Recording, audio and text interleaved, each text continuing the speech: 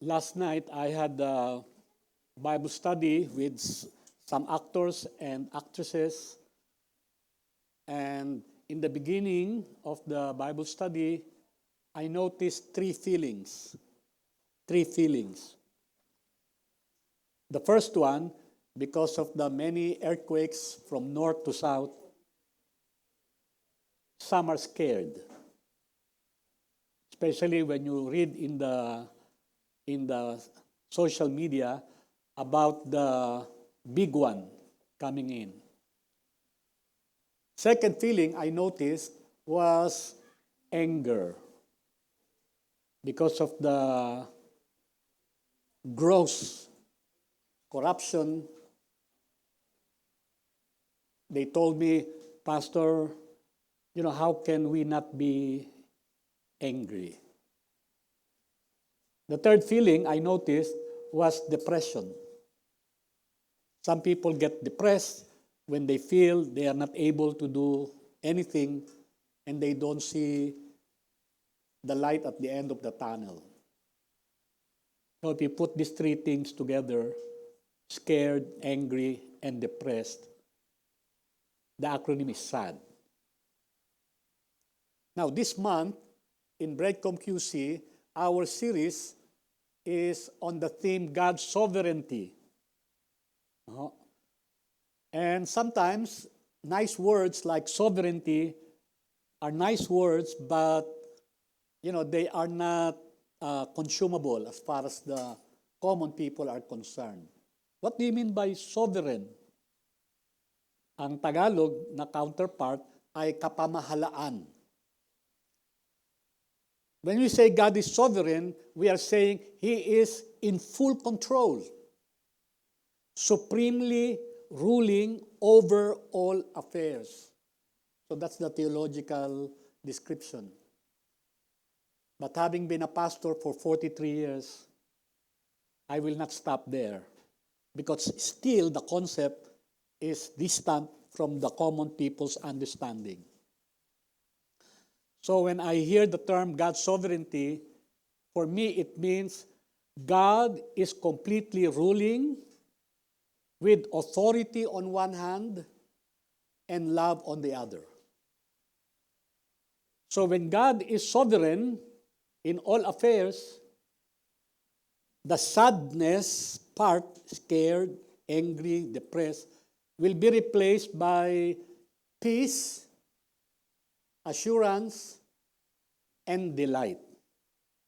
Like what Mahal said earlier, quoted earlier, the Lord is my light and my salvation. Whom shall I fear? The Lord is the stronghold of my life. Whom shall I be afraid?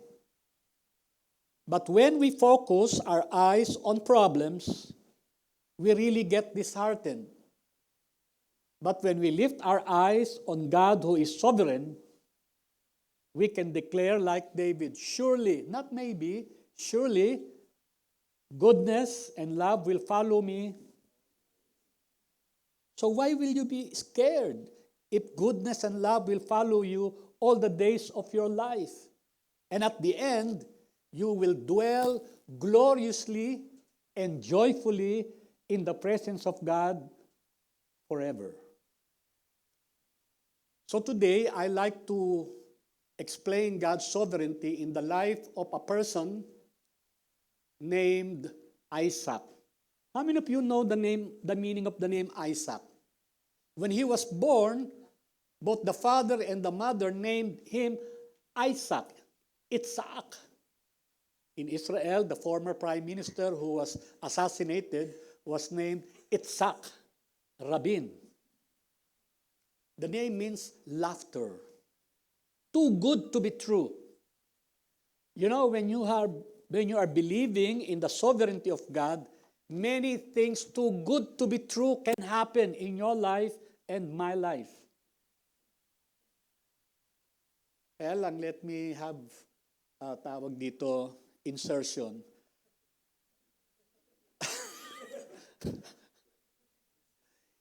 Our worship leader's name is Mahal.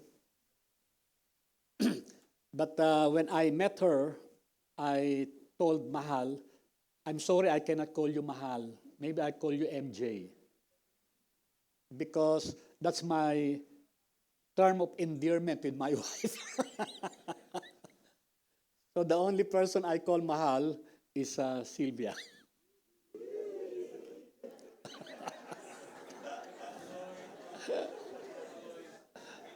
3 points, 3 points. So our sermon today is God continues to bless His people despite their problems. So that's how I look at the life of Isaac. He continues to be blessed despite his problems. But before I do, let's come to the Lord in prayer. Our God, we thank you for who you are. And many times we forget what kind of God we have.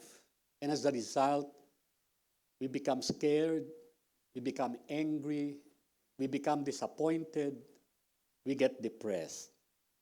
But thank you for reminding us through your word, through one another, who you are. And because of that, even in the midst of tribulations and afflictions, we can have peace. Spirit of the living God, speak to us individually and as a church. So, as a result, we can honor you and we can put our trust not in our feelings or abilities, but on who you are. This is our prayer with thanksgiving in Jesus' name. Amen. So Isaac was the only son of his mother, but among the many of his father. So Isaac was the only son of Abraham and Sarah, and he was born when Abraham was 100 and Sarah was 90. But he had an older half-brother named Ishmael, the son of his father, and the maid named Hagar. When Sarah died, and Abraham was more than 100 years old, nag-asawa pa yung mama. And he married Keturah. And he had 6 more sons. Kaya mali yung kanta, ha? Father Abraham had 7 children. 8 ang anak. No? In Genesis 26 verse 5, we read, Abraham gave all that he had to Isaac. He is the legitimate son. But to the sons of the concubines, meron pa siya mga concubines? No, it refers to Hagar and Keturah. But with regards to the sons of his concubines, Abraham gave gifts while he was still living. So Abraham was a magnanimous, generous father. But take note, he sent away from his son Isaac eastward the rest of his children. They will not live together. So Abraham breathed his last and died a ripe old age, an old man, and I like the last one, satisfied with life. So that's the ultimate blessing in the Old Testament.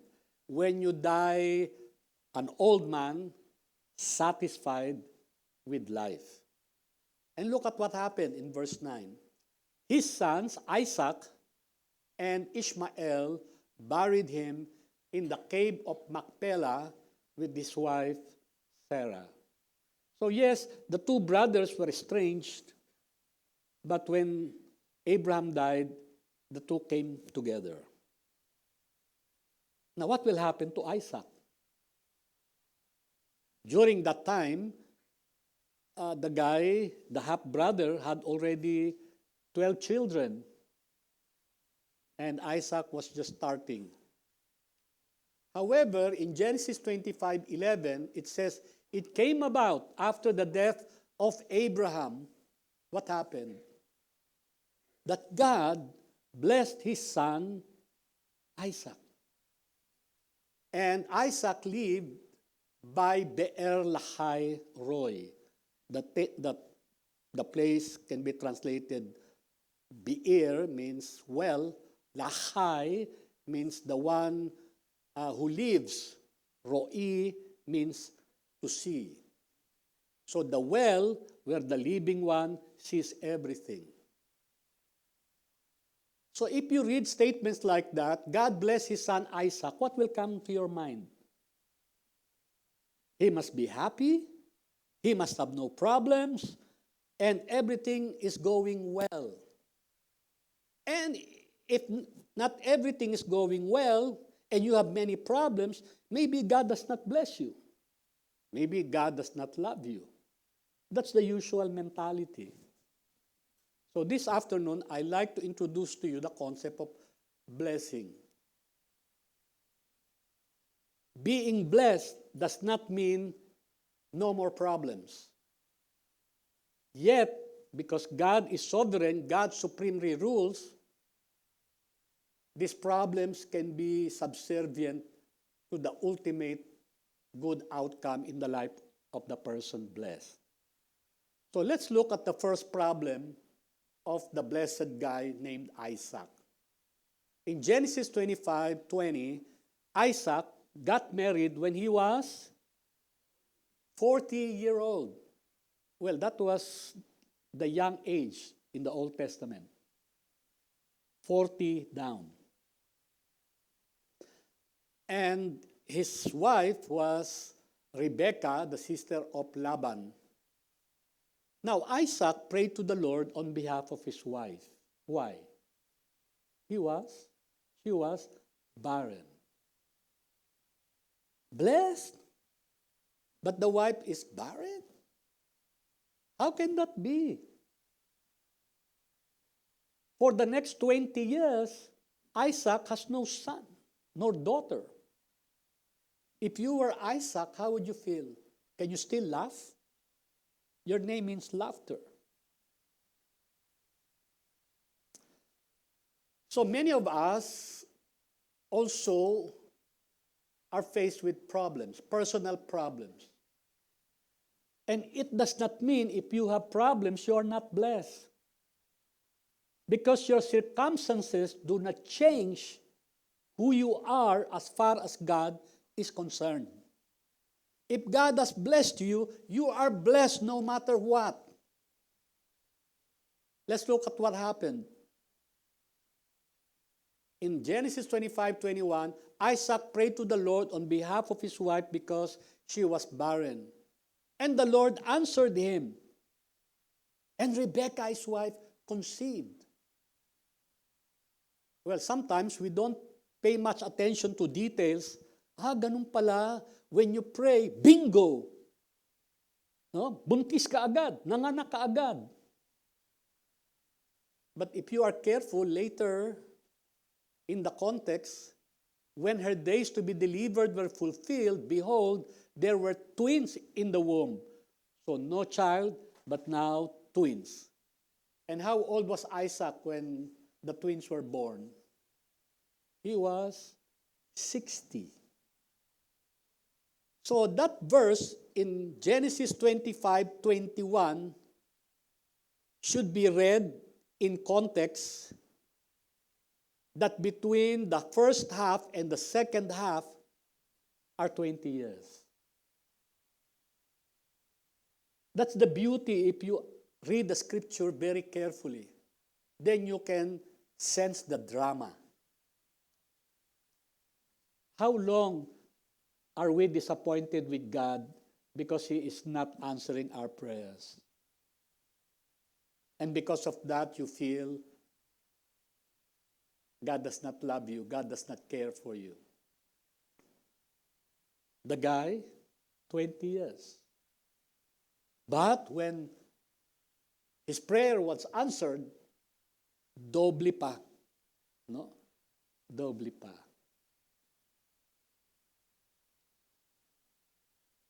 A Filipina, Mexican, joined American Got Talent in 2005 when she was 10-year-old.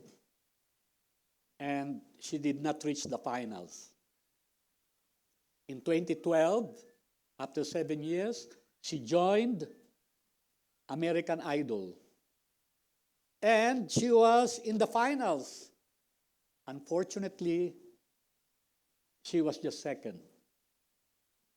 But this year, last September, I think 24 or 25, she joined again, despite the fact that she was preggy.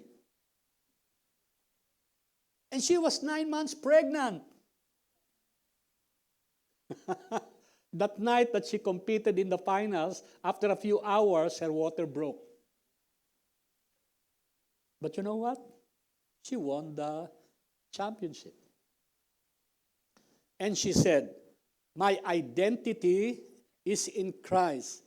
And that was what kept me steady through all this. How long is that?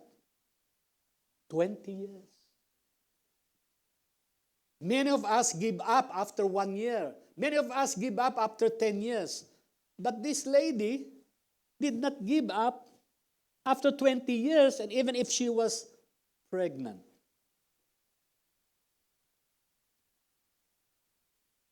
I praise God because she's born again, and she attends church in Chula Vista, San Diego, California. So when you are blessed, and there are problems or challenges, it does not mean God does not love you. It is not just the best time or the best way. Kaya kung Kristiyano ka and you are a control freak, it will be hard for you to be a happy Christian unless you allow God to be in control in the driver's seat of your life. Kaya maraming Christian, supangit eh. No? Tataka ka, Christian sila, pero hindi sila masaya. At pag hindi masaya, they will also make others unhappy. Diba? When you are hurting, you will hurt others. When you are unhappy, you want others to be unhappy. But the problem is not just the feeling. The problem is our perspective is clouded by circumstances rather than the basic principle in the Bible. I will lift my eyes to the hills. Where will my help come from? My help comes from the Lord who made heaven and earth and everything in between.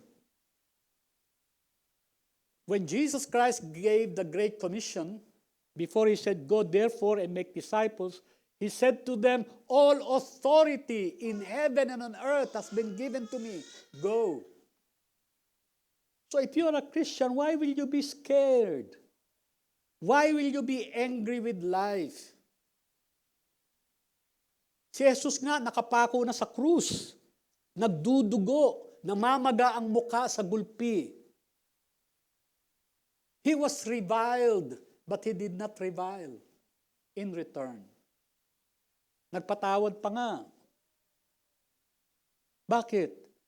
Kasi yung mata niya, nakapokus sa kanyang Ama sa langit. Sabi ng isang ibon, alam mo, ba't gano'n ang mga tao? Maraming kunot sa noo. Meron na ba kayo nakitang ibon na maraming kunot sa noo? Pero tayo, hindi naman tayo nagtatanim, hindi naman tayo nag-aani. Pero wala namang ibon na namatay ng gutom. Maliban na lang yung ibon na inaalagaan ng tao. Kasi nagbakasyon, nalimutan yung ibon, namatay sa hawla. Pero meron na ba kayo nakitang ibong namatay sa parang? Kasi may amang nag-aalaga. So if you encounter personal problems, remember Isaac. No? Hindi madali yun, ha? Hindi madali. 20 years. na may problema. You know, when I was a pastor in Novaliches, pag nakita ko yung isang misis na umiiyak, pag Sunday, alam ko na yon. Dinat na naman siya. Can you imagine? Kasi 10 taon na wala pang anak eh. So pag dinatnan siya, umiiyak.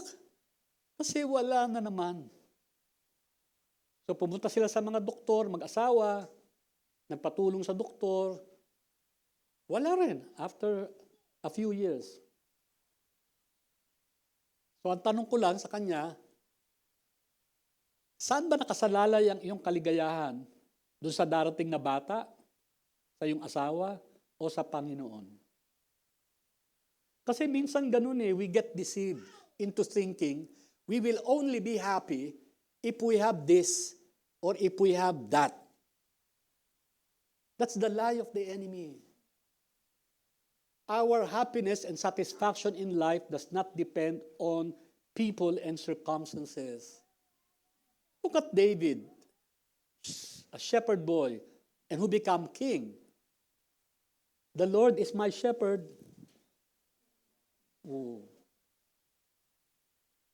And he was the one who said, in your presence there is fullness of joy and pleasures forevermore.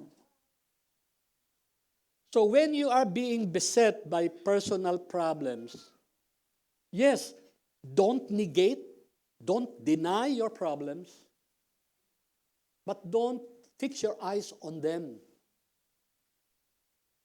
Like the 10 spies who look at the giants. Pero meron Joshua and Caleb who look at the one bigger than the giants. The second problem of this guy named Isaac, his twins, nasa tiyan pa lang, nag-aaway na. Alam nyo, nung si Suriel at saka si Nathan, kasi 1 year lang ang difference nila eh. Nako, pag nag-away, no? Eh si Sur, bata pa lang, malaki na eh. No? Pag sinuntok niya si Nathan, pok! Talsik si Nathan. Pero bago siya tumalsik, si Nathan bago tumalsik, nakakamot na yon. So may marka na doon sa mukha ni Suriel. Nakakamot.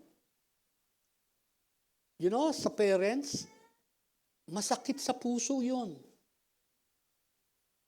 That you love both of them, but they don't love each other.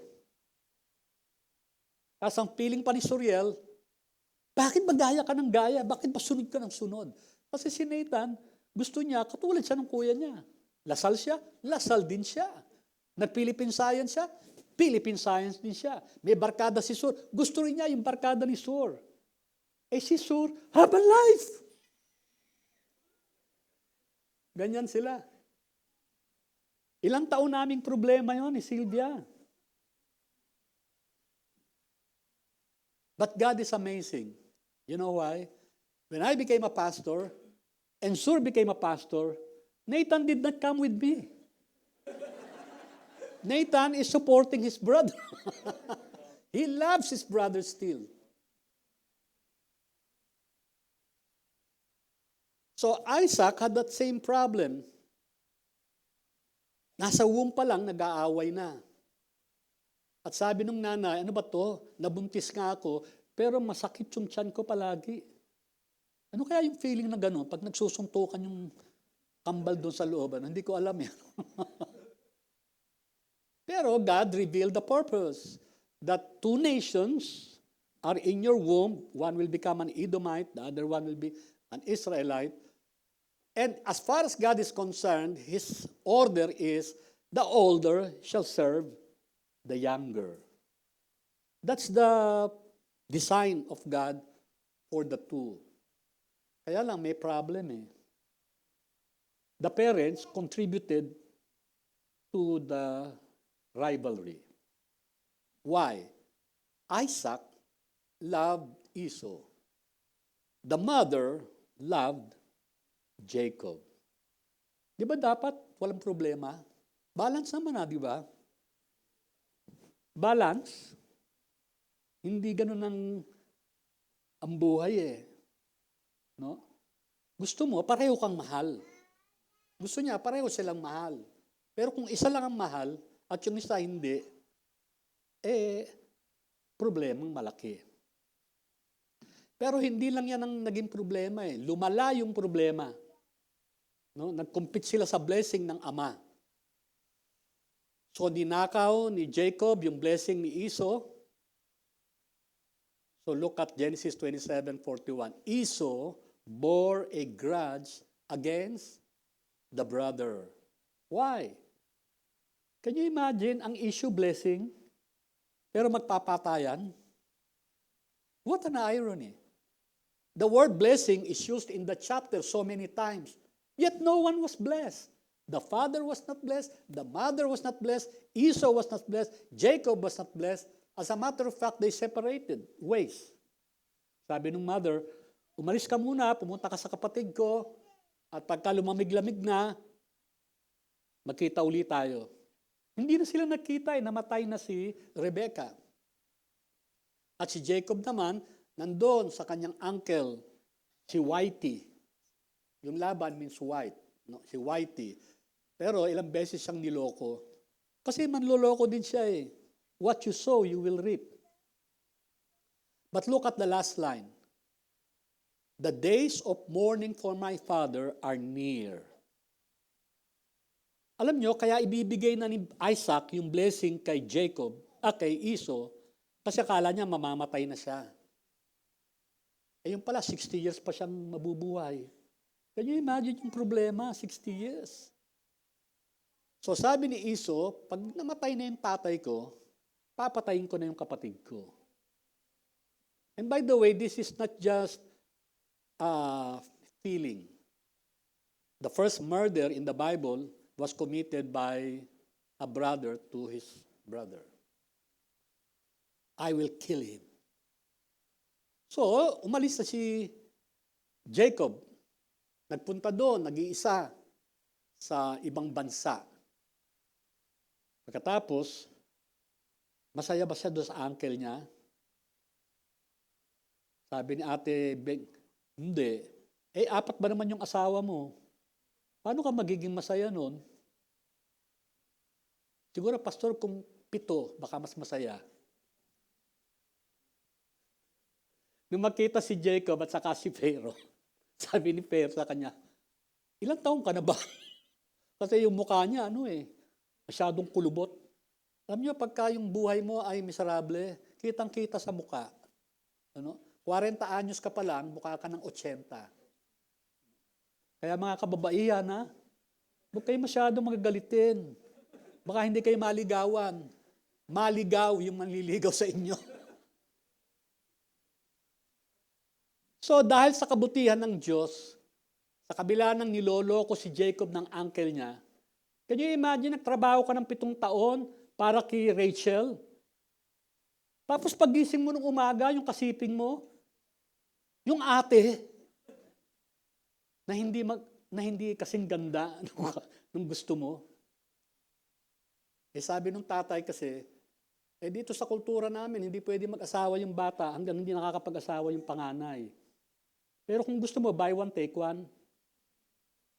Serve me another 7 years. And I'll give you si Rachel. Nako, yung word kang ginamahal. Dahil mahal, the next 7 years seems like a few days because of his love for Rachel. Yan. So 14 na taon nagtatrabaho si Jacob. May 2 asawa. Kaya lang yung isa, walang anak, si Rachel. Alam nyo, ang laking problema pag maganda ka sa Old Testament.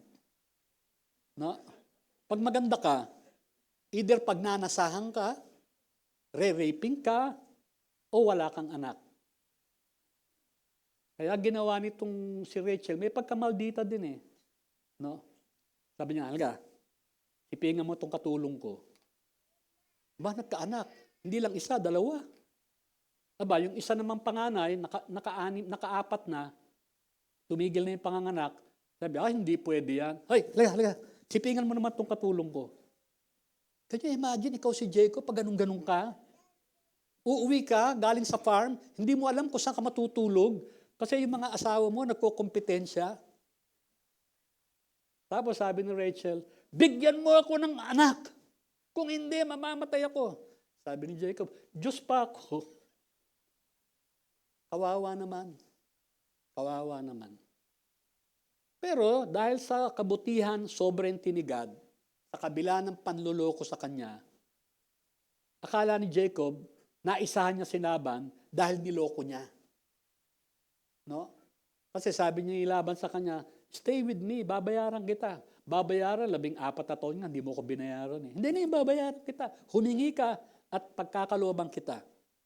Sabi ni Jacob, sige, yung mga ipapanganak ng flock na mayroong batik, akin. Yung mga pure white, pure black, sa'yo. Hindi naman sila marunong pa ng genetics noon. So sabi ni Laban, okay. Aba, katagalan, in the next 6 years, nauubos yung flock nila. Sabi ng mga anak ni Laban, Dad, medyo tagilid ka kay Jacob, maghihirap tayo, siya yung mayaman siya. Nung masense ni Jacob na medyo iba na yung pakitungo sa kanya ni Laban, itinakas na niya yung mga asawa niya at anak. So hinabol siya ni Laban. Buti na lang, kinausap ng Diyos si Laban at sinabi, don't talk badly to my servant Jacob. So nung pabalik na siya sa lupain na pinanggalingan niya, eto na, sabi ng servant, Amo, nakasalubong namin yung kapatid mo. Ba, maganda. Nakikita sila magkapatid after more than 20 years. Kaya lang, may kasama siyang 400 armed men. Nako, feeling ni Jacob todas. Hindi para totoo yung time heals wound. So, siyempre, nung natakot siya, Jacob was greatly afraid and distressed. Siguro, sa distress niya, Lord, bakit mo ako pinabalik dito? Tapos ganito. So, knowing Jacob, ginawa niya, isinaayos niya yung kanyang entourage, yung mga mistress at saka anak ng mistress nasa front line. Tapos, susunod si Leah, yung mga anak niya. Tapos, si Rachel, saka yung anak. Siya nasa huli. Para kung magkapatayan, mauna muna yung iba. Loko rin talaga, no? But after that scheme, it did not work eh. Wala pa ring peace until Jacob encountered God at the river Jabbok. So nakita natin na sa istorya, nagkaroon ng wrestling between a man and Jacob. And if you look at the paintings in Louvre Museum in Paris, makita mo yung angel, may pakpak pa, tapos si Jacob, ang laki. No? Kaya parang si Jacob ang nanalo. Hindi. According to Hosea, while they were wrestling, Jacob was crying. Jacob was crying. Why? Pagod na siya eh. Pagod na siya sa pakikipag-away sa kapatid niya, magmula sa tiyan ng nanay nila hanggang nung panahon na yon. So, when you read the text, parang ang sabi, I will not release you until you bless me. So parang salita ng macho. Hindi kita bibitawan hanggang hindi mo ako bine-bless. Pero actually, ang trust, nagmamakaawa siya. Pagod na ako eh. Pagod na ako. Pwede ba you take the driver's seat? At umiiyak siya. So what happened? The next day. So ginawa niya, Mimitingin niya yung kapatid niya. But look at the change in Genesis 33 verse 3. Jacob himself passed on ahead of them. Aba, siya na yung nasa harapan, nasa frontera na siya. And he did something he never did before. He bowed down to the ground 7 times. You know, sa Bible, when a man humbles himself, the Lord will exalt him. Pero pagka medyo macho ka, at palaging controlling ka, magiging miserable ang buhay mo. So he bowed down 7 times until he came near to his brother. Yan na. So, yung drama na yan, if you are creative, ano kaya? Will Esau hack him to death? But look at verse 4. Esau ran to meet him, and for the first time in their lives, Esau embraced Jacob, fell on his neck, kissed him, and they wept. Alam nyo, si God lang ang pwedeng gumawa nun. No? Hindi natin pwedeng i-script yun. Paano nangyari yun? Bukod doon, the days of Isaac were 180 years. So na-enjoy pa nila yung tatay nila. And when Isaac breathed his last and died and was gathered to his people, an old man of, anong kulang? Anong kulang? Satisfied with life. Medyo huli na nung makita niya nagkabati yung kaniyang 2 anak. But Esau and Jacob buried their father. So, yung relational problems, yes, there will be relational problems. But after some time, because God is sovereign, He can heal, He can restore.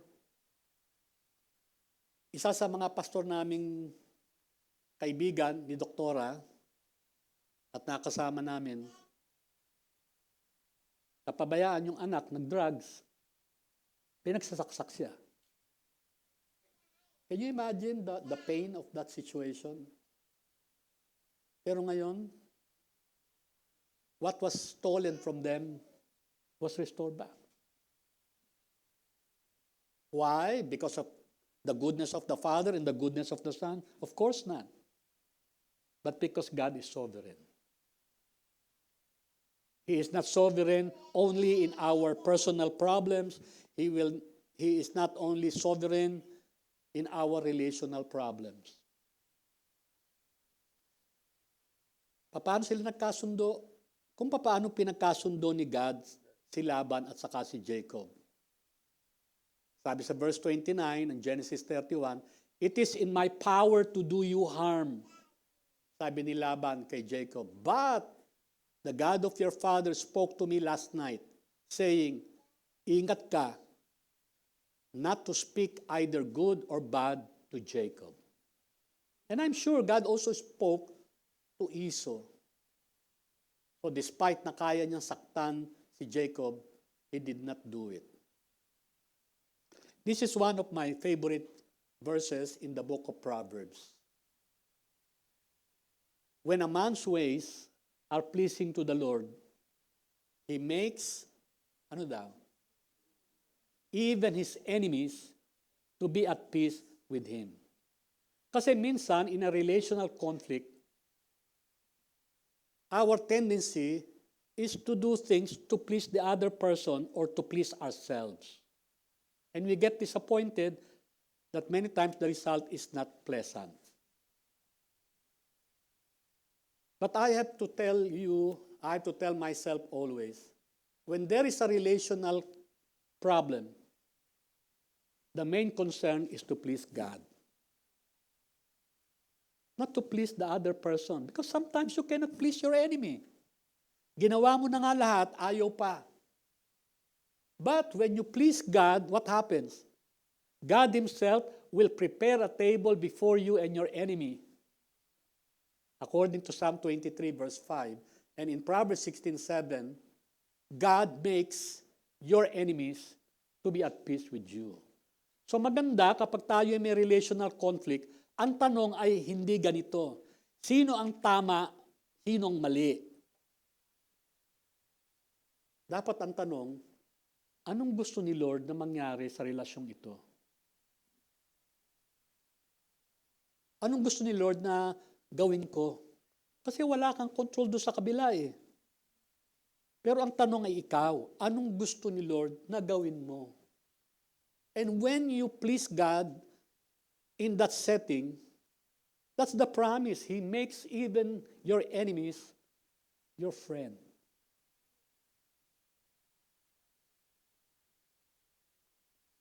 Alam niyo, minsan nung may pastoral experience ako nung 1993, pag nagsisermon ako, may nagbabasa doon sa loob ng church eh. Nagbabasa. Hindi naman Bible. So medyo iba yung pakiramdam ko kasi hindi lang ikaw na-offend. Kung hindi, paano na-apektuhan yung katabi? So, Lord, anong gagawin ko? So yun, pinuntahan ko siya sa bahay. Ayaw nga akong pagbuksan eh. Sumisigaw ako. Tapos, sagot niya, oh, bakit? Sabi ko, kasi bago ako dito sa church nabalitaan ko ikaw may kakilala ng mga tao dito. Gusto kong bumisita. Hindi ko alam ang bahay nila, pwede ba samahan mo ko? Tapos lumabas. And from that day on, until today, they're very close. So when we are in relational conflict, please don't be surprised. Why? It will happen. Kasi we are sinners. And sometimes, iron had to sharpen fellow iron. So pag dumating yung conflict, ang tanong, ano kayang gusto ni God na response ko dito? So si Jacob at si Laban, nagkaayos. Si Jacob at si Esau, nagkaayos. Because there is a God who is sovereign. Third problem, which is very common. In Genesis 26, there was a famine in the land besides the previous famine that occurred in the days of Abraham. Promised land, tapos may famine, at hindi lang minsan. Kala ko ba blessed si Abraham? Kala ko ba blessed si Isaac? Bakit may famine? Ganun talaga eh. Nangyayari yon. Kasi ang mundo hindi nakasentro sa'yo. Sa mundo, may purpose si God na mas malaki kaysa sa'yo at sa akin. So anong ginawa ni Isaac nung may famine? Gagayahin niya yung tatay niya. Kasi nung may famine, si Abraham, aalis doon sa promised land. No? At umalis nga. Dumaan sa Gerar, papuntang Egypt. Kaya lang may problema eh. Anong problema ni Abraham? Nung pumunta sa Egypt, ang ganda ng asawa. Imagine during that time. Maganda pa rin si Sarah. Ang tindi naman. Pag nanasaan pa si Sarah, kaya sabi ni Abraham, teka, delikado tayo dito.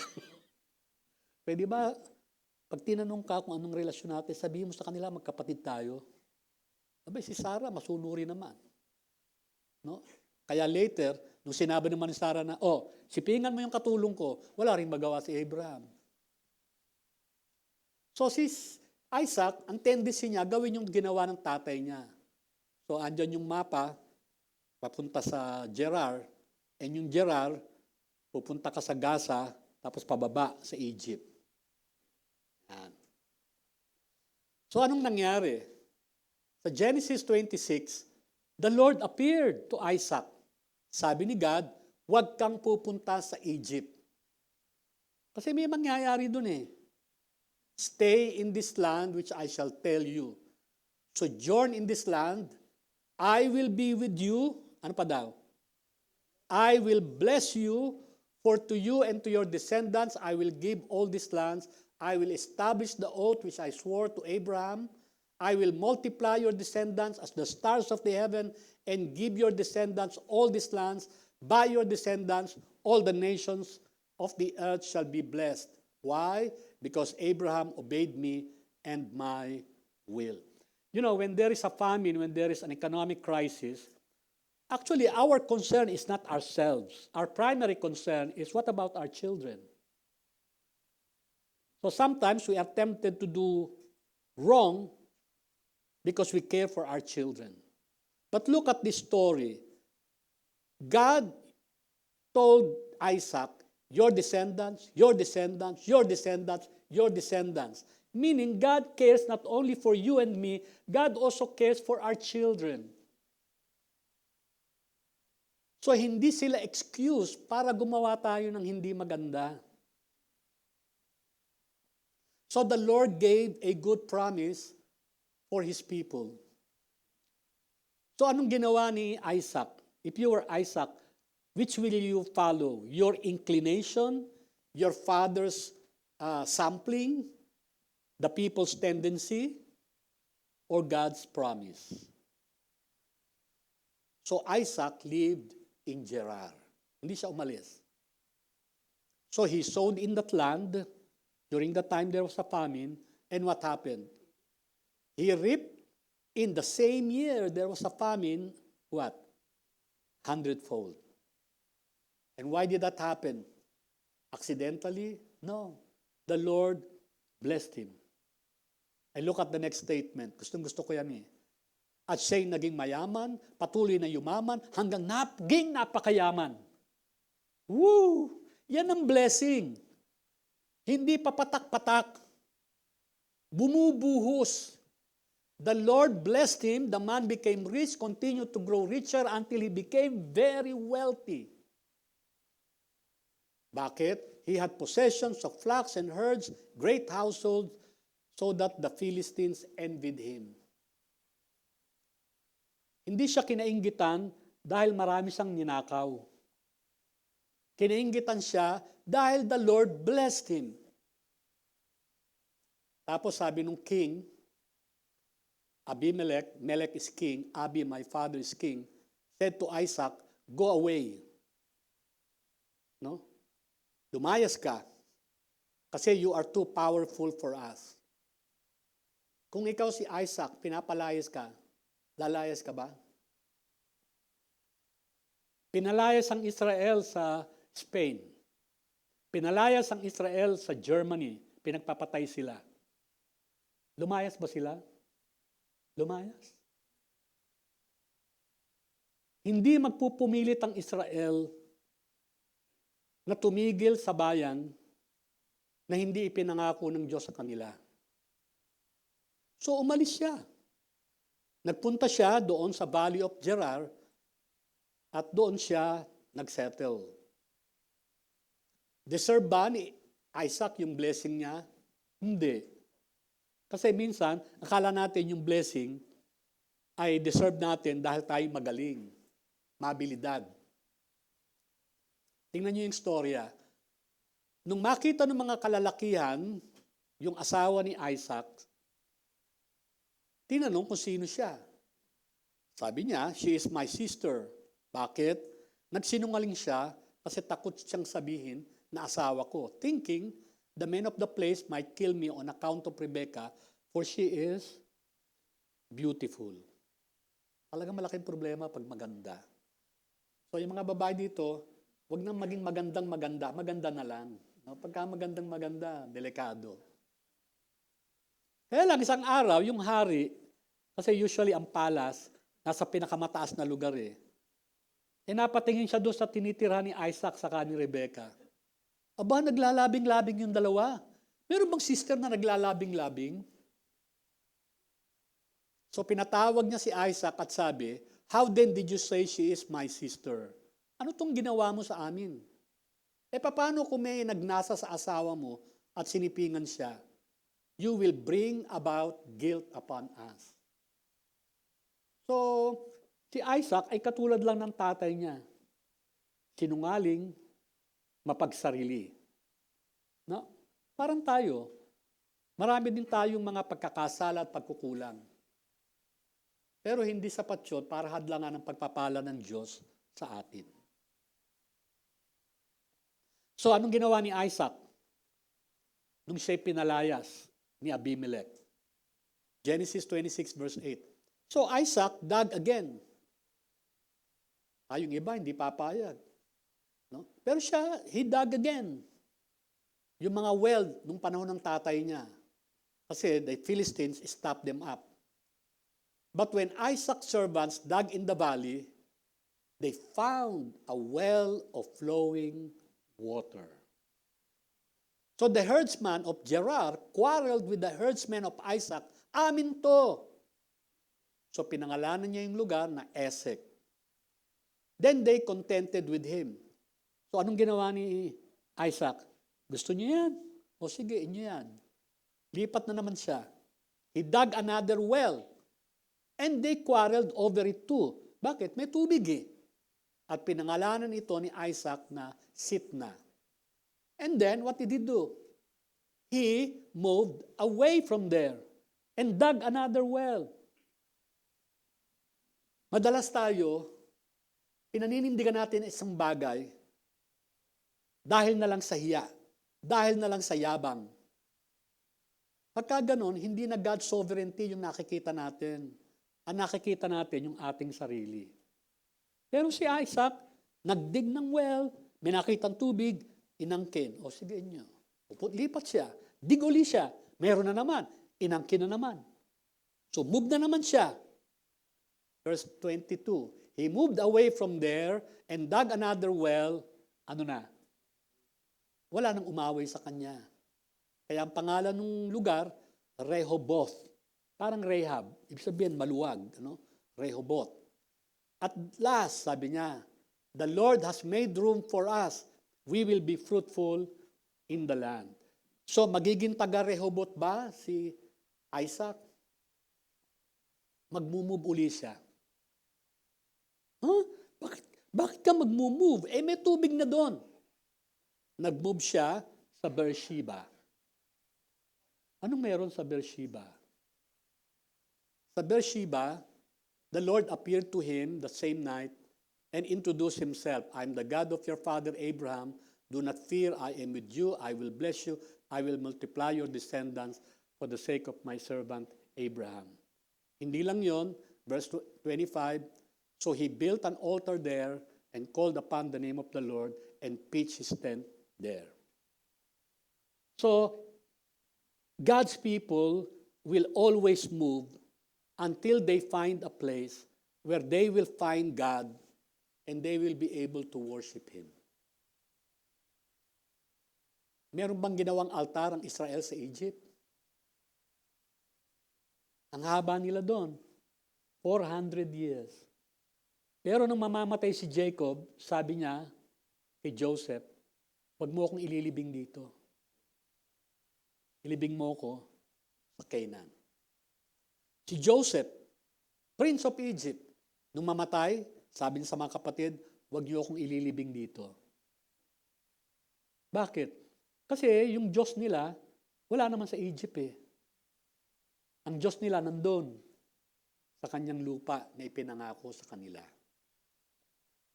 So tayo as God's people, we need to be sensitive where God wants us to be. Kasi where God wants us to be, we will be abundantly blessed. Kaya minsan, hirap na hirap tayo sa ating buhay kasi nasa maling lugar tayo. At tayo lang ang nagpupumilit na pumunta doon. No?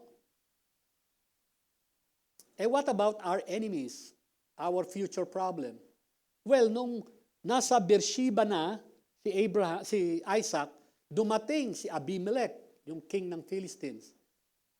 Sabi ni Isaac, Bakit pumunta ka dito? Di ba hate mo ako? And you have thrown me away? Ano sagot ng guy? We see plainly that the Lord has been with you. Yan ang testimony. Wala naman siyang salita, pero kitang-kita nila that the Lord has been with you. Kaya nga, pwede ba magkaroon tayo ng covenant na hindi mo kami sasaktan kasi you are now blessed of the Lord. At hindi mo rin kami sasaktan. So, nagkaroon sila ng piyesta, and in the morning, naghiwalay na sila, they departed from Him in peace. In peace. Yan ang nagagawa ng God's sovereignty. Na yung kaaway mo ay magiging kaibigan mo. At sila ang magpapakumbaba pa at magnanais maka-fellowship ka. In Genesis 26:32, ang tanong, oo, umalis siya sa Rehoboth, pumunta siya sa Beersheba. May tubig ba doon? Look at the story. It came about on the same day. Ano yung same day? Na yung magkaaway, nagkabati. Isaac's servants came and told him about the well which they had dug, and they said, we have found water. When I was a student, I came to that place, and I still saw that well. And if you go to Beersheba today, you will still see that well. So Beersheba means well of oath. No? Pag ang Panginoon ang nagpala sa iyo, wala itong kasamang luha. No? Kaya nakakalungkot na kung may boyfriend ka o girlfriend ka, tapos may luha, hindi maganda. No? Diba, Pastor Nate? Oh, timang ganda ng ngiti, oh. Asan si Janica? Eh, bakit ang layo mo sa kanya? Pero at least nakangiti, oh.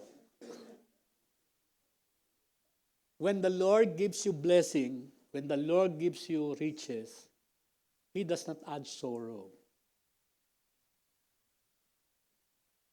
Pero may mga riches. Gusto mo ba apelyido mo ngayon, Diskaya? O Napoles, gusto mo? Oh, sabi ni... But they are very rich. Di ba? Si Lord ba may bigay nun? Hindi. Kaya may sorrow eh. Pag ang Lord ang nagbigay ng blessing, walang sorrow. Di ba, Kuya Ruel? Pag tinitingnan mo si Ate Mila, oh. Yan ang dating tirahan ni Isaac. Doon sa may bandang kaliwa sa gitna, andun yung well. No? Eh, Pastor, bakit ganyan na ang itsura niya ngayon? Hindi, yan yung ancient place where Abraham, Isaac, and Jacob lived. Pero ganito na siya ngayon. Yung Beersheba ngayon, siya ngayon ang Silicon Valley ng Israel. At dyan galing yung mga magagaling maglaro ng chess. So ang population niya, can you imagine dati ang population niya parang wala na. Ngayon ang population niya, 218,000. Siguro mga 220,000. That's Beersheba. On the right during daytime, on the left during nighttime. So pag-pray natin na bukas, masauli na lahat yung hostage. Kasi kalahati na ng army ng Israel, nag-withdraw na eh. At magkaroon na ng peace doon. So to summarize, if you belong to God's people, you are blessed. Whether you feel it or not. And this God is sovereign over our personal problems. From barrenness, Isaac had twins. He is sovereign over our relational problems. From conflict, there was restoration of relationship. And then He is also sovereign in our livelihood. From famine, he became rich. From opposition, there was peace. Now, we are told that God blessed Isaac through the merits of Abraham. You and I are blessed through the merits of Christ.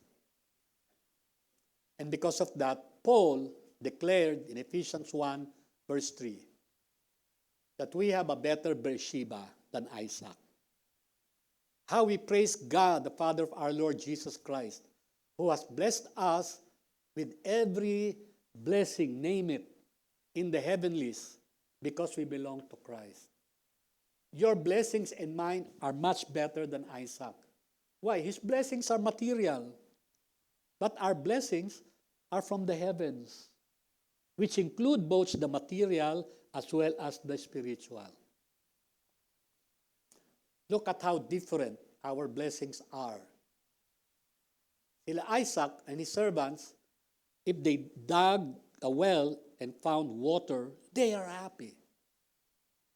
But Jesus said to the Samaritan woman, everyone who drinks of this water will thirst again. But whoever drinks of the water that I will give him, referring to the Holy Spirit, shall never thirst. And the water I will give him will become in him, inside of him, a well of water springing up to eternal life. So our blessings are not just now. Our blessings will be forever. What about our present problems? Whatever problems they are. I like to end with these two verses because of God's sovereignty. Paul wrote in Romans 8:28, we know, we should never doubt, we know that God causes all things. So why will you be scared of some trials, tribulations, if those will be used by God to work out something good in our lives? God causes all things to work together for good. Kaya lang may qualifier eh. To those who love God, to those who are called according to His purpose. So, we need to always ask ourselves when something negative happens, ano kayang purpose ni God dito? And the second question is, what does God want me to do in this situation? Verse 31, if God is for us, who is against us? He who did not spare his own son, but delivered him over for us all, how will he not also with him freely give us, ano daw? All things.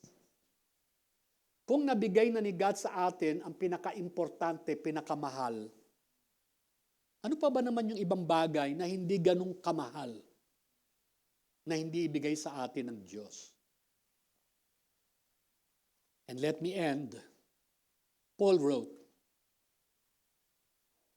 my God, sovereign God, will supply all your needs. And our needs are not just physical. We have mental, emotional, relational needs. God will supply all your needs according to His riches in glory in Christ Jesus. And for what purpose? Verse 20, that when you experience the sovereignty of God, the blessings of God, well, to that God, we give all the glory. To that God, we give all the honor, not only now, but forever and ever. Let us pray. Our God, we thank you for using Isaac, but we are more thankful for sending to us a better Isaac, Jesus. That through him, our sorrows can be turned to gladness. Our lack can be turned to abundance. And our fears can be turned to peace because He is the Prince of Peace. Oh Lord, I pray that here in Breadcom QC, we will always fix our eyes on you, the sovereign God who is in full control of what is happening in us and around us. And thank you, because despite what is happening around us, for your people, greater things, more glorious things are yet to come because of our Lord Jesus. Lord, may you turn our fears, our anger, our depression into joy. And for those who are having difficulty rejoicing, Lord, we pray you will pour out upon them your love and your joy, so that your joy will be our strength. In Jesus' name we pray. Amen.